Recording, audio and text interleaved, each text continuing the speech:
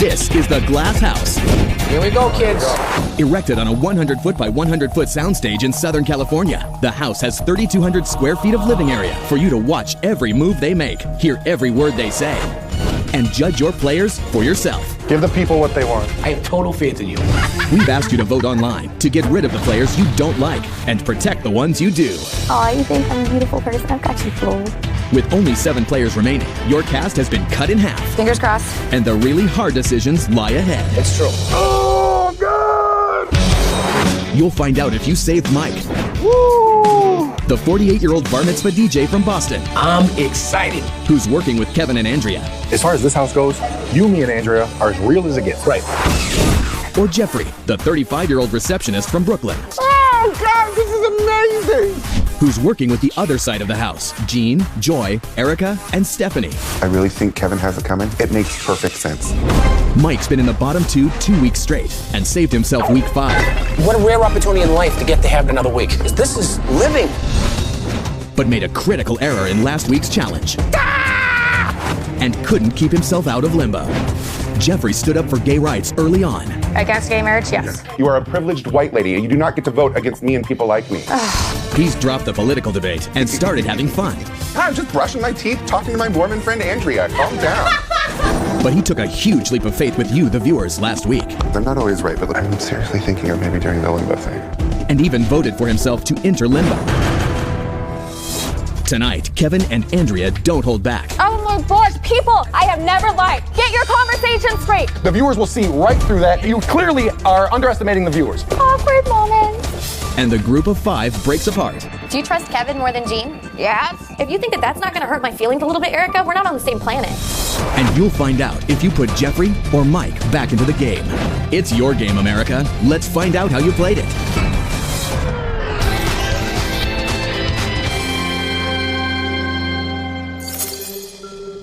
He's got cojones. That is beautiful. Jeffrey deserves to go home after this move. And the people that put him up to it, they deserve to go home next. I'm glad you're so pleased with yourself, Kevin. I'm not pleased with myself. I had nothing to lose in that. Andrea and Mike were going to go down the tubes. And then they threw us this lifeline. And I think what they did was they over-strategized on this. They're out-thinking themselves. What's so beautiful about 2 people going into limbo, though? Well, no, Mike's my buddy. And he actually somehow pulled off getting what he wanted. I just witnessed a miracle happen. And I am like as happy as can be. And they're like, this is awkward, let's cry about it. Well, you should have sent your friend to limbo if you're gonna cry about it later. I just love that they are rating me so low that they're willing to throw in their own. Yep. So you play a game where you try to avoid limbo and you just voted for yourself. I love it. Oh, where for 24 hours? Oh! Yes! Thrift store hipster. Ooh, I hope so. Yes! Yes! Oh my god! Oh my god, that's amazing. I don't know what a hipster is, so. A hipster is sort of like a youth subculture. They wear just objectively ugly clothes in an ironic way. They think this makes them more cool. Kevin, I think that you look more attractive like this. Oh my god. With my 4 eyes and my hipster hat? Look at her, she's being robbed. You only have a crush on Kevin if he's a hipster. Tweeting. Oh, nap time is the greatest. I know. Oh man. Yay. What do we got? I was almost asleep. It's Date night with their role. Yeah, I wonder what that means. Oh, the chef! Please let me be the waitress. I do that every day. Oh, man. There you go. Jean and Joy are going on a date. These like little theme nights that we have are really, really fun, but from a strategic standpoint, you can sort of tell based on where the viewers put people tonight what their opinion of them is. Does that mean they don't like me if they're having me bust the table? They might be trying to start trouble. Oh yeah! Oh, Jean and Kevin are going on a date. I'm just jealous that the viewers didn't pick me to go on the date. This is my sad face. Feel sorry for me. Yes, well played, viewers, well played. Sous chef. Yeah, we're cooking in the kitchen. This is going to be a magical evening. The viewers put Gene and I as the two people going on a date. I hope that it means that they like Gene and I and they're entertained by us. Our night. Yeah, dude's night. Woo! Gene and Kevin's night. Ooh, fancy, fancy. To me, it was kind of a pat on the back from the viewers to give me that chef's position and, you know, not the busser. Poor Joy. I hate doing the dishes. I'd rather cook. I'm being punished, I know it. Bussing and washing dishes is possibly the worst job. But I'm gonna wash some dishes like they've never been washed before.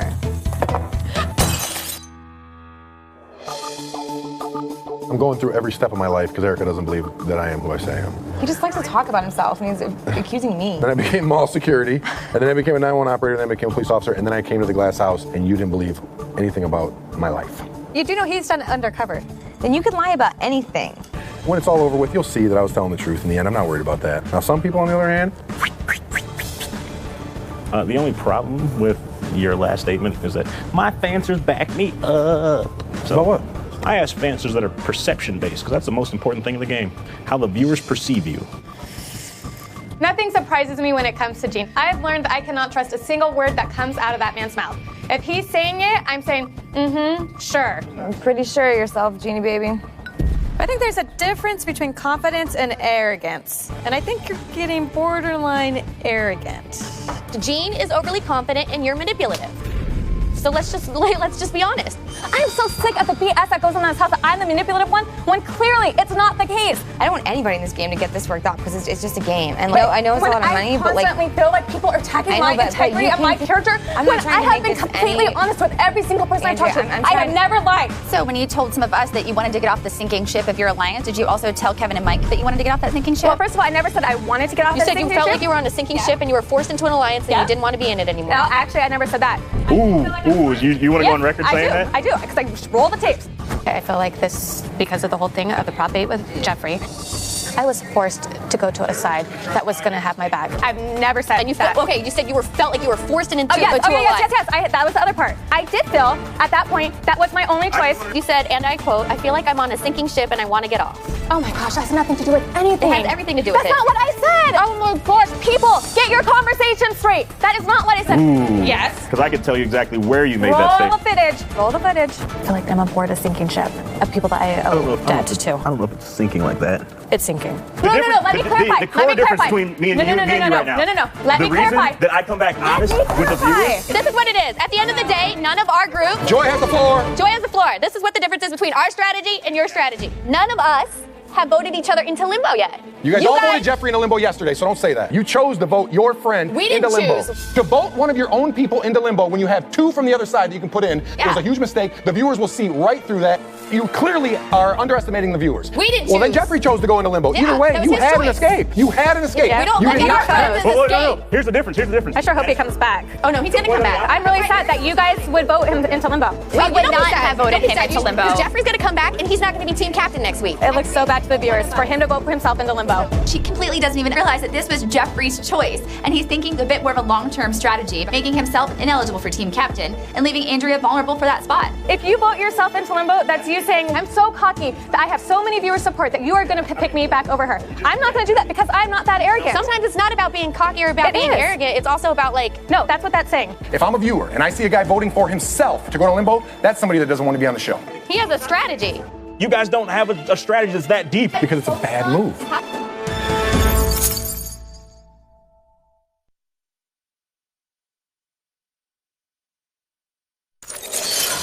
Check out some of the highlights from this week's live webisodes. Oh my gosh! The viewers have decided blood-sucking vampire or mindless zombie. I'm a little horny right now. Oh my God. Kevin, the viewers want you to talk like a pirate. Alrighty. And Erica like a parrot. Somehow I saw that coming. Don't miss the crazy live webisodes. Go to abc.com/glasshouse to view and vote. I haven't found me booty, but I did find a very large chest. Gene, what's one thing you did not expect in the glass house that you are faced with every day? I totally did not come into the game thinking that I would like anybody in the house on like a personal level, and that kind of happened. My very first tweet out was rule number 1, don't fall in love in the glass house. I respectfully beg to differ. What was that, Erica? I beg to differ. What does that mean? I'm only likable as a part of someone's gameplay. That's not what I'm saying at all. A tough one to argue as a parent. Coming in and tweeting, first of all, don't fall in love with her is absolutely indicative of the fact that he was planning on doing exactly that for her. Do you trust Kevin more than Gene? Yes. Even though Gene has never thrown a stone at you or tried to vote you into limbo, you trust Kevin more than Gene? I trust Gene not to send me into limbo, but as a person, I trust Kevin more. So in this game, you trust Kevin more than you trust Gene, even though Kevin is the one that threw a stone at you and Gene never has. I didn't realize there were follow-up questions. You're so trustworthy, Kevin. Snarky.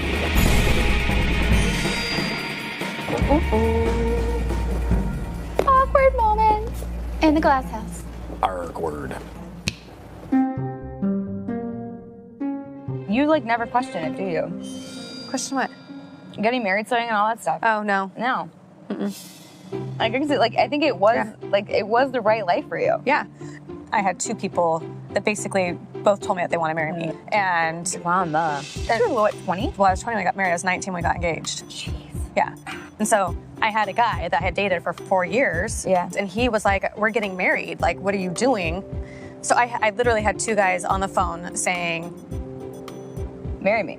Yeah. And I literally had to choose at that point, what my future was going to basically be. What did it come down to for you?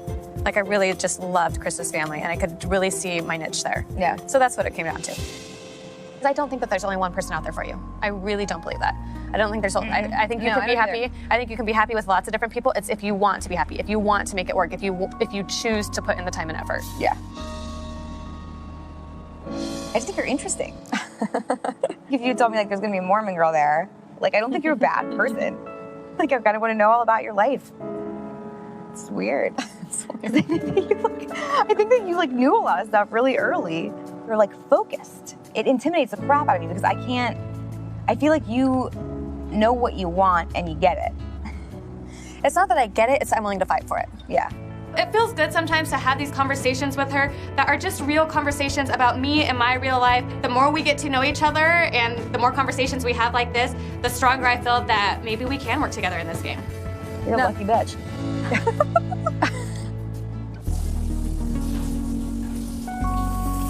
I can have a glass of wine. Just one glass. It's so early. Please don't. You not like me when I drink? No, it's not that. You know what? I'm really proud of myself, considering where I put myself at a young age. So I think if you saw me at 15 years old and you saw who I am today, you would not even think that we were the same person. I was just so freaking desperate for these kids' approval. I dressed a certain way. I just needed I wanted to feel like I was something. And there was this guy, I had a crush on him since the 6th grade. But he was really mean to me. In the 6th grade, he was awful. But I think being 15 in high school and I thought that I was kind of cute, I was just it was kind of nice that suddenly he was paying attention to me. And I remember we'd go to his house and there was a group of us and we'd hang out after school. I ended up losing my virginity. And then now